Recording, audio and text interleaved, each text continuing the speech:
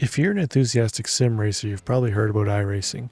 With that, you've also probably heard the comments about how pricey it can be to achieve your A-class license in the sports car category, and because of that, why some like to call it iRenting. Would you be surprised to hear it can actually be achieved with only having to purchase one additional car that's not part of the included content? I've been on iRacing service for about 4 years now. I really enjoy the ability to virtually find a race any time of day, but can fully understand how some see the costs associated with iRacing as prohibitive. So how do you actually snag this license without feeling like you're on a never-ending treadmill of penny pinching? Stay tuned because we're about to find out. Y'all ready for this? First things first, the A license is what you would think of as the gold standard in iRacing. To acquire this license, you need to earn enough safety rating. Safety rating is a measure of your safe driving based on incidents per corner in official race sessions. Once you've reached the number of mandatory races or time trials required, there are two ways to move up your license. In mid-season, you can fast-track your license promotion once you have completed the MPR. MPR is the mandatory number of races you have to do. It's either 4 time trials or 4 official races, and you have to get your safety rating above 4.0. You'll get an instant promotion to the next license class.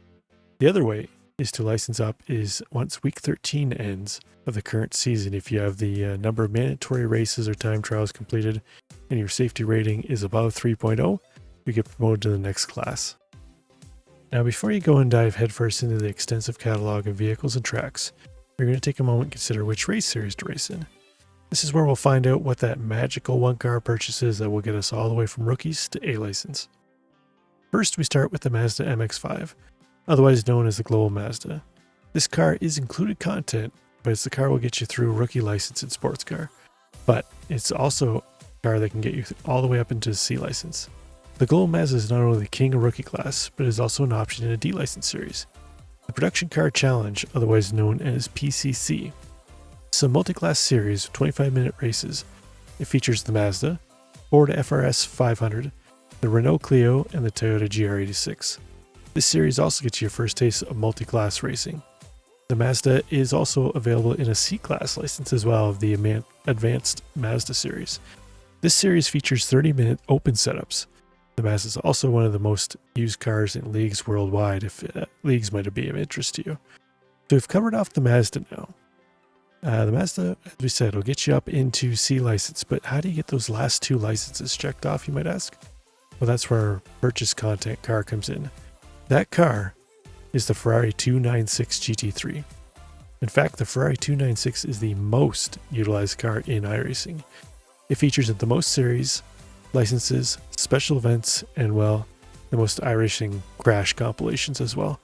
You can actually hop in the Ferrari starting in D class in the fixed Ferrari series, which is a quick 15-minute sprint race with fixed setups.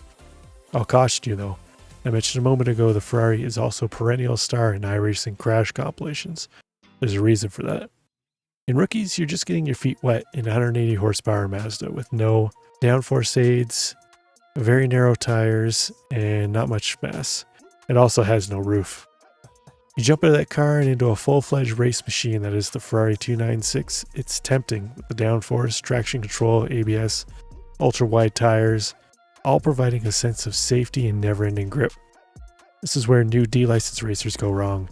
The 500 to 600 horsepower GT3 really is above and beyond the skill level of most leaving the rookie class. That said, the Ferrari will get you through D license if you choose, as well as the B and A license. I mentioned it earlier, by far the most used car across the racing service. It features a weekly series of the aforementioned fixed Ferrari, Rainmaster, which also follows the fixed Ferrari series, but as you guessed it, a full rain race, GT Sprint, which is a 40-minute open setup race, GT3 Fix, which is a 20-minute fixed setup race. You have the IMSA Fix series, which, you guessed it, fixed setup. That one's 35 minutes long, and then you have the Open IMSA WeatherTech series. That's a 45-minute open setup race. It's also used in the 2 Endurance series for GT3. You have the GT3 Sprint 3-hour, and then you have the IMSA Endurance 2.4-hour. Those races alternate each week, so they're kind of technically weekly, technically not, but they're often enough we include them in this scenario. It's also featured in the Ringmeister series, which is a 3-lap race around Nordschleife.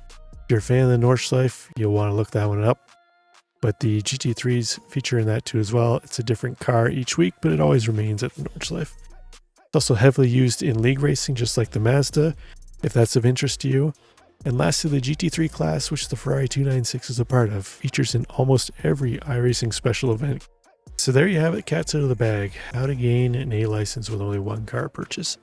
But wait, I know you're going to say, well, I'm going to need some tracks to race on, right? I've got you covered there as well, but first I'm going to make a suggestion. There's two other cars I really think you need to take into consideration purchasing as well. These two, combined with the Mazda and Ferrari I mentioned, open up a bunch more opportunities for multi-class racing, endurance racing, and leagues as well. The first of those two cars is the Toyota GR86. The GR86 Fixed Series is not only one of the most popular in the service, but the racing can be just as fierce as in any of the Mazda series. The Toyota will start to introduce a little downforce into the equation, as well as traction control and different car control aspects. As mentioned earlier, it's also used in the PCC series, which allow you to have two choices between the Mazda or the Toyota to race. It runs on an opposite schedule in the Mazda series, allowing for overlapping in races and to try and maximize as many races you can while you're on. It's also heavily used in league races and does feature in some specialty series like the Nürburgring Endurance Challenge, which is a 6-hour race once a month. The second car I would make a suggestion on is to pick up one of the GT4 cars. Here you have 5 choices actually. You have the Aston Martin Vantage, the McLaren 570S, Porsche Cayman 718, the BMW M4, and the Mercedes AMG GT4. The GT4 class is pretty well balanced as far as balance of performance or BOP goes. That said, the Porsche, Mercedes, and BMW generally are the more popularly cars used. GT4s first become available in D license, where you can take on the 15-minute fixed GT4 series. It's also a part of a multi-class series, the Falcon Sportscar series, where the GT4 class races in a 30-minute race, open setups against the LMP3 machinery. It also has a C license endurance series, the Michelin Pilot Challenge. The series runs every other week to get you a real taste of regular endurance racing. It's 2 hours long, and GT4s are part of a multi-class race with the TCR. The series combined with the PCC and Falcon Sportscar series will go a long way to get you to grips with multi-class racing. When you get up to A license, where GT3 machinery is dwarfed in lap times by the high-speed, downforce prototype cars, that extra experience racing in a variety of machinery up until that point is going to come in handy. Okay, let's talk tracks now. We talked earlier about the included content of the Mazda, and the same can be said about included tracks really coming in handy. The Rookie Series is all on included content tracks, but as you move up in license rankings, you'll start seeing the introduction of additional content. With this, it always brings the question, what tracks are worth purchasing, and what tracks should I take a pass on? That's what we'll discuss next. So I went back through Season 1 and 2 of 2024, as well as the schedules for the current Season 3 of 2024, to find out what tracks we'll be suggesting. I also like to take and thank iRacingStats.net, where we can take and look up how many tracks have been used since 2021, how frequently they have been, and so forth. It's surprising that after 4 years later, it's still pretty accurate for our suggestions. For the track suggestions, we'll use the core cars or categories that I mentioned above in regards to the GT4s, and what we base our suggestions on. In respect of time, I won't go through every series track that it was featured in. The number beside each track is how many weeks it was shown up in a series featuring one of the 4 cars we talked. It's the start of Season 1 through to the current Season of 3, 2024. There will obviously be some overlap across series. As for example, the IMSA series has a fixed and open series. These will use the same car track combos for the week, offering multiple uses of that car and track combo for the week. I've also left out any of the included tracks that have been used in these series, as you'll already have that content and there's no need to purchase it. Okay, let's get to it. Here are the top 10 most occurring tracks in Season 24 thus far. First up, we have Mugello. Mugello's featured 23 times since the start of Season 1, so that means that any of those series that we mentioned up above that feature those cars, that track has been used at least 1 week in any of those series 23 times. So Mugello takes top spot. In second, 20 times, we've got Spa. Sebring comes in third, 19 times. Daytona in fourth, 19 times. And we have Portimao has shown up 18 times. Road Atlanta, 18 times as well.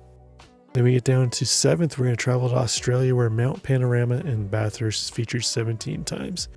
In 8th spot, we've got Nürburgring / Nordschleife.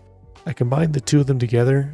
Essentially, they're one and the same, but also keep in mind here, we should have an asterisk that there is a whole series, weekly series dedicated to Ringmeister, where you can run the Nordschleife in various car combos changing each week. Some of our 4 choices will show up in there. It's not a given they'll show up every season, but there is always that too as well. It does feature some of the other free content cars periodically too as well. 9th most used since the start of 2024 Season 1 is Watkins Glen, showing up 17 times. And then Road America finishes out the top 10. It's shown up 13 times across those cars.